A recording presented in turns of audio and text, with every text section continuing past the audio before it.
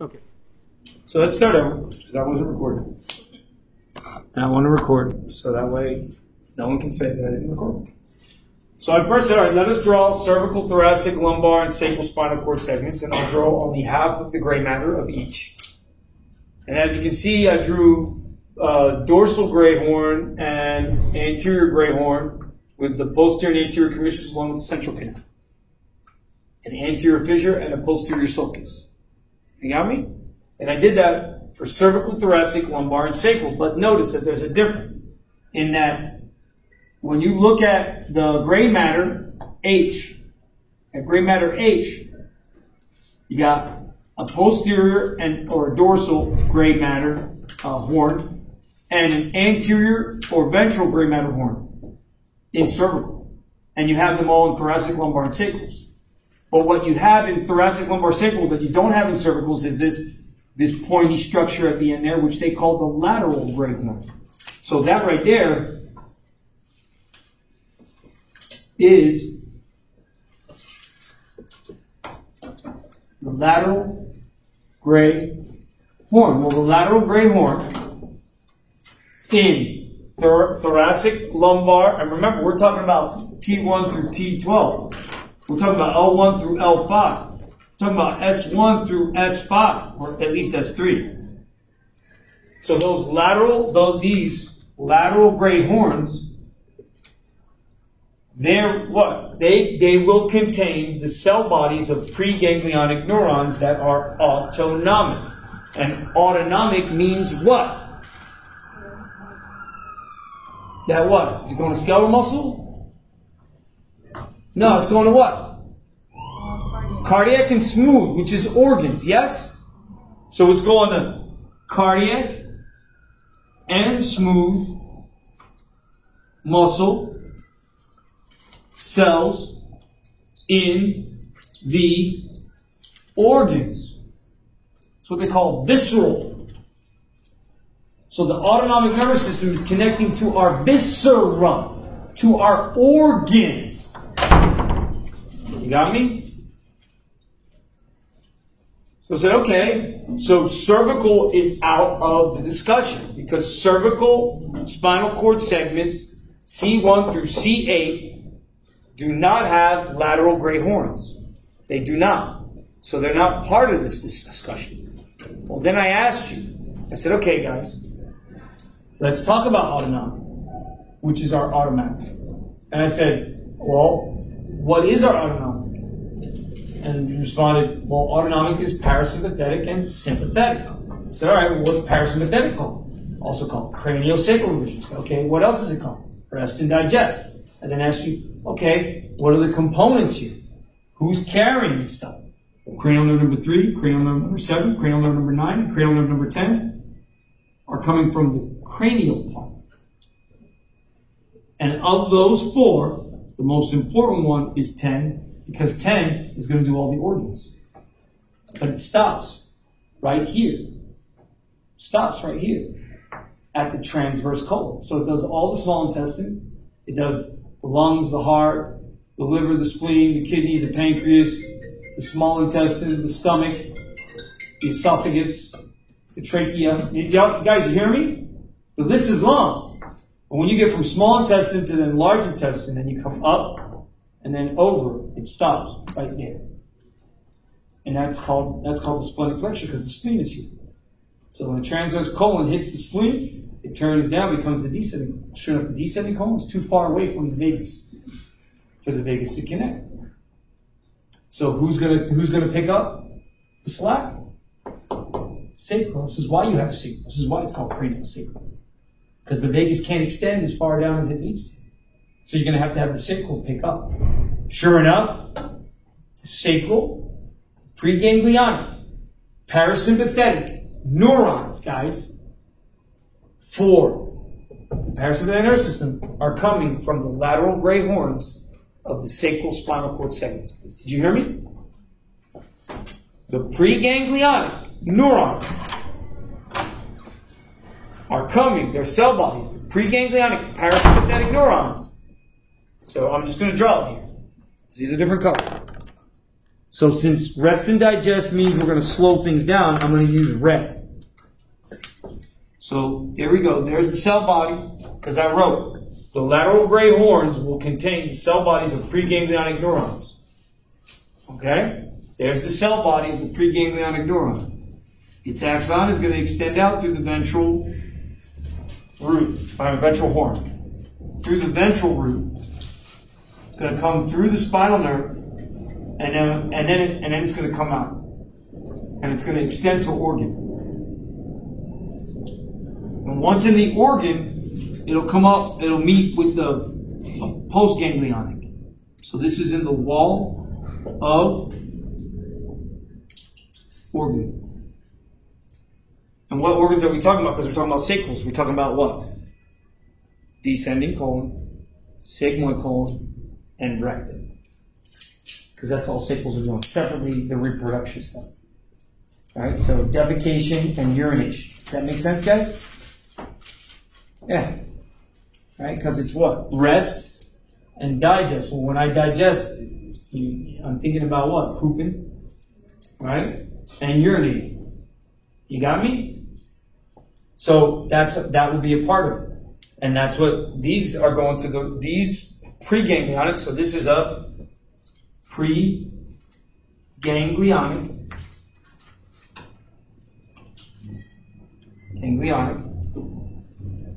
Parasympathetic neuron. And it releases acetylcholine. On what? On that second neuron. So that second neuron, guys, is a postganglionic parasympathetic neuron that also secretes ACH. But it's doing it what? In the wall of the organ. Everybody understand that? The postganglionics exist located.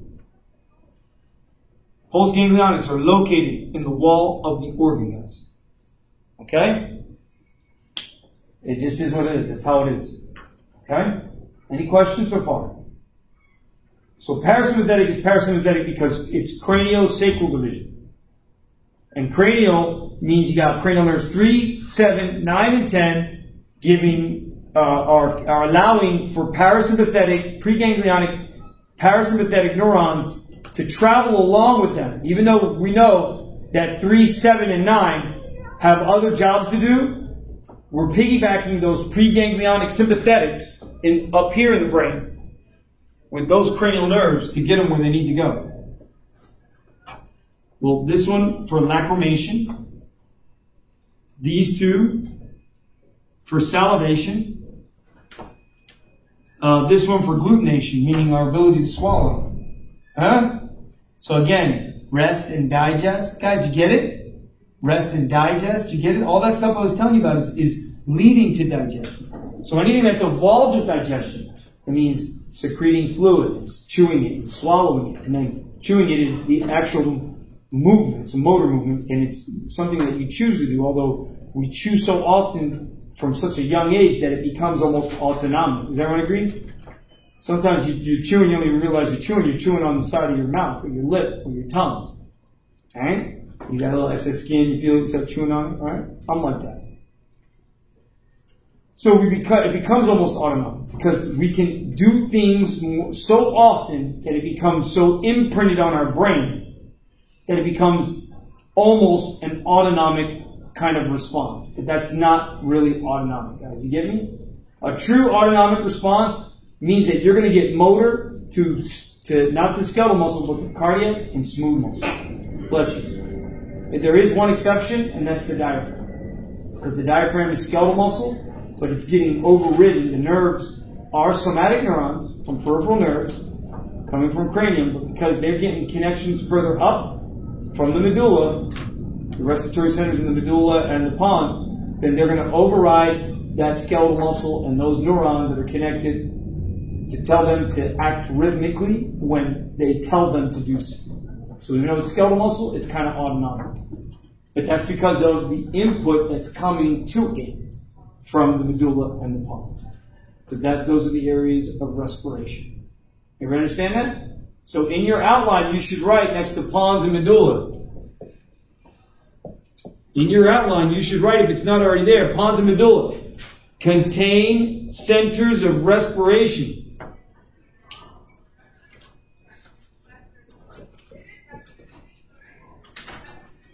And those neurons, so check it out. Here's pons. There's medulla. And then here's spinal cord. But when I get down, so this is cervical regions 1, 2, 3, 4, 5, 6, 7, 8. So that's C1, C2, C3, C4, C5, C6, C7, C8. So what happens? The pons and the medulla, they have neurons that they send down. Pons to the medulla, and the medulla then down. And they'll go down to C3 and drop off. C4 drop off. C5 and drop off. And the motor neurons that are coming out, so they're coming out from here. These motor neurons, they're going out. I should use a different color for that. I mean, I use red because red I want to use specifically for pregame. This is an example of why you need to know the difference, guys. Because look, we're talking about cell bodies that are in the anterior gray horn. Well, all the cell bodies that are in the anterior gray horn, they're going to skeletal muscle. Did everybody hear me? Every single cell body that lays within the anterior gray horn of spinal cord is going to contain motor neurons, multipolar motor neurons that are going to extend out to skeletal muscle. Not smooth muscle, not cardiac muscle. The only neurons that can do that are the ones that are coming from the lateral gray horns. Or being piggybacked on cranial nerves 3, 7, 9, and 10. Guys, do you understand me? You understand me? And you need a preganglionic to have a postganglionic, and you need a preganglionic and a postganglionic to have a functional autonomic system. You got me? Gotta have two sets of neurons. Okay? Now, okay, Professor P, I got you. Because why are you then talking about cervical? Because I was trying to give you an example. Specific example. So I'll draw the same thing here. If I draw this as my medulla, and I draw then this as my pons, which is right above my cervical region, yeah? And I call this, say, C3 through C5. Then what happens? Those neurons that are coming from the pons, they can come down to the medulla, the medulla is going to integrate, they're going to run through the white matter tracts, and then they come up and drop. See that? And they're inputting on motor neurons that are going to come out. They're going to come down. And they're going to go, they're going to make the phrenic nerve. And it's going to go to the diaphragm, which is skeletal muscle. So, well, Professor P, how can it be skeletal muscle and it contract rhythmically, the diaphragm? You get me? You see why? Guys, why is the diaphragm contracting rhythmically? Everybody look up here. Rhythmically, meaning with rhythm, without you thinking about it. Right? Because what? It's getting autonomic input, even though it's skeletal muscle with somatic motor neurons. Because all somatic motor neurons are going to be coming from the anterior gray horn. You see? This neuron is not coming from a lateral gray horn because there is no lateral gray horn in the cervical region. So it's not truly autonomic. It's being overridden by the pons and the medulla to contract like as if it's autonomic, but it's not autonomic. You understand, guys? So a phrenic nerve comes from branches off of C3, C4, and C5. So C3, C4, and C5 keep the diaphragm alive. Huh? Now those C3, 4, and 5, guys, they are somatic motor neurons going to somatic muscle. But they're being told to contract rhythmically. Why? Because the pons and medulla are telling them so. They're saying, yo, I understand your skeletal muscle, but you're going to do as I tell you because I'm CNS. And you're just peripheral nerves. You got me? Yeah, that's how it flies. This is how it's got to be. Huh? Because if the diaphragm stops, then I'm going to have to be jumping on your chest like a gorilla. Right? And break a couple ribs in the process. Keep on going. Right? We used to breathe down your throat, too, at the same time. So if you're a pretty woman, I get lucky. All right? I guess I'm not so lucky, but you're still going to get it. All right? We don't do that anymore. You don't need to.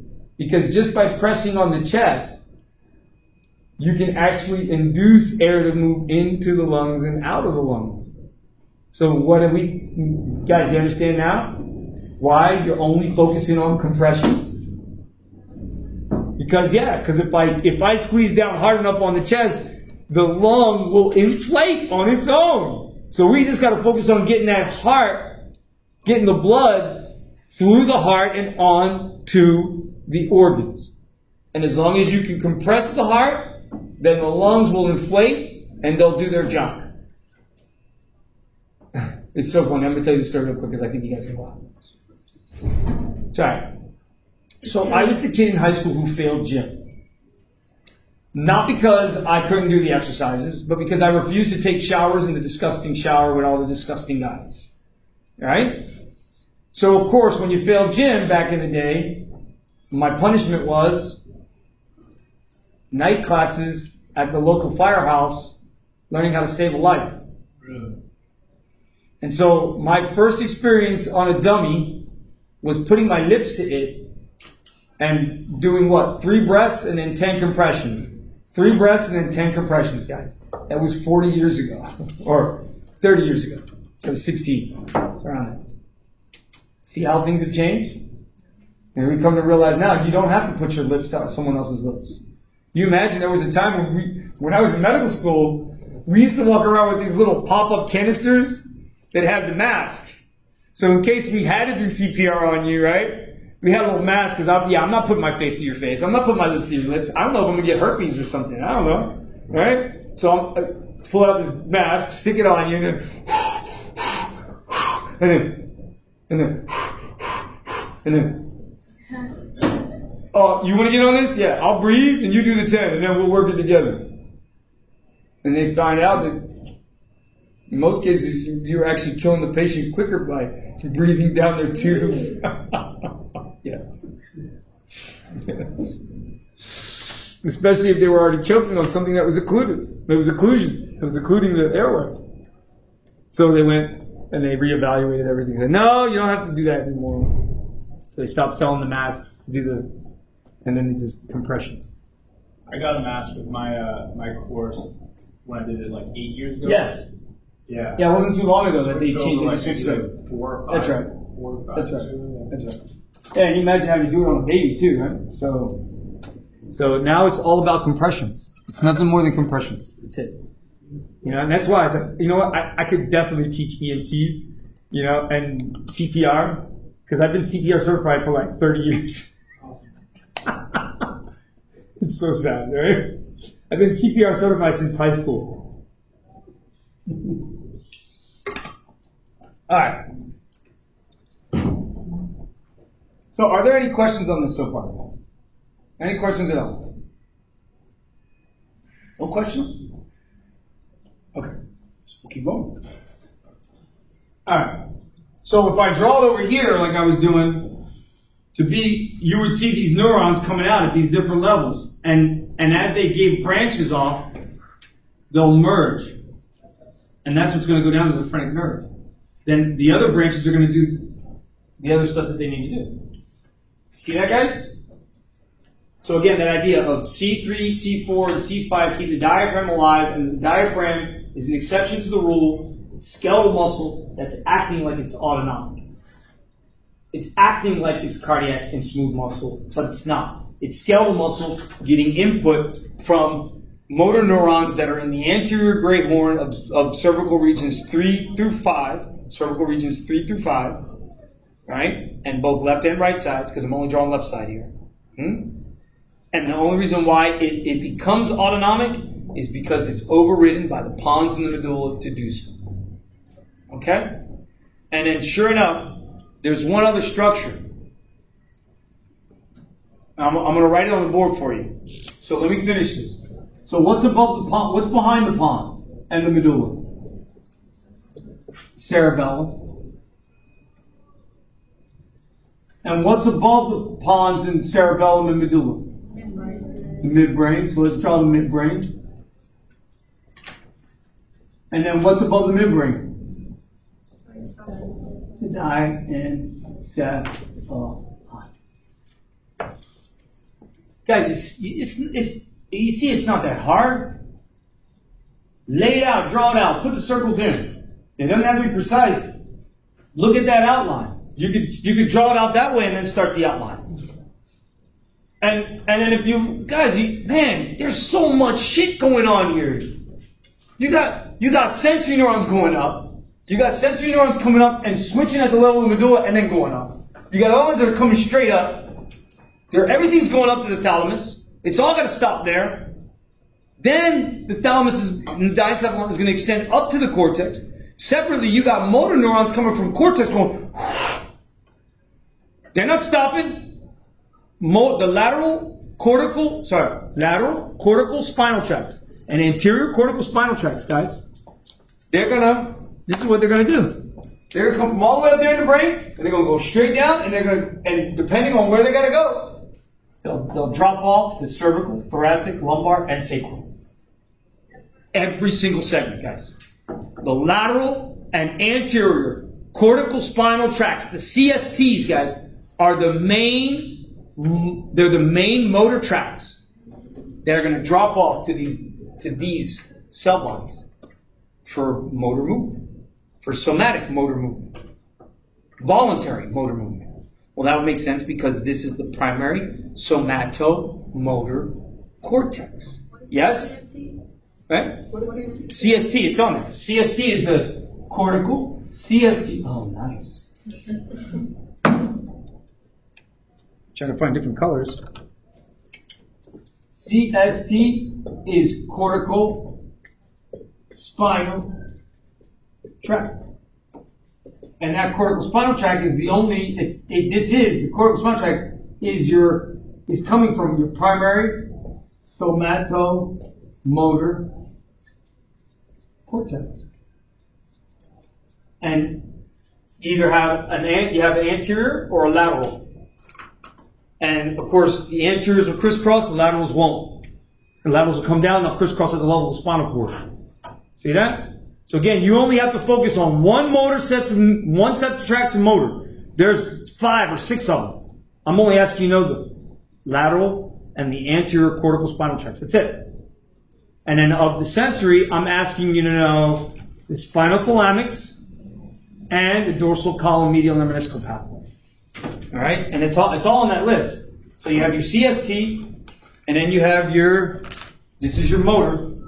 Then you have your primary somatosensory cortex. Well, remember, that's being fed by the thalamus. And your spinothalamic tracts and your DCML. So spinothalamics include anterior and lateral. And the DCML, they're all going up to the thalamus, and the thalamus is going up to somatosensory cortex. Got me, guys? This is how it works. Motor's going down. Hey, this is going down and out. It's going down and out. And what is it going to? The cortical spinal tracts, where are they going to? They're going to the cell bodies of neurons in the anterior or ventral gray horn, where they'll find what? They'll find somatic motor neurons, which are multipolar. And they're going to go straight out to the skeleton.